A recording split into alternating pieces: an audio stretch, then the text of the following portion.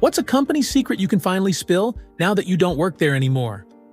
Back when I was on the clock at Starbucks, we were trained to stay extra alert anytime someone came in, ordered a tall mocha, and kept checking their phone like they were waiting for a text from the CIA.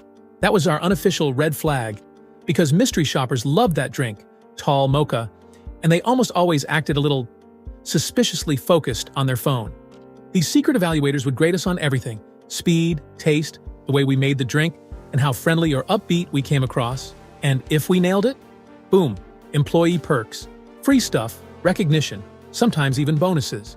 So if you're craving a chocolatey coffee with next-level service that feels a little too cheerful to be real, you might have just tripped the Starbucks secret shopper alarm.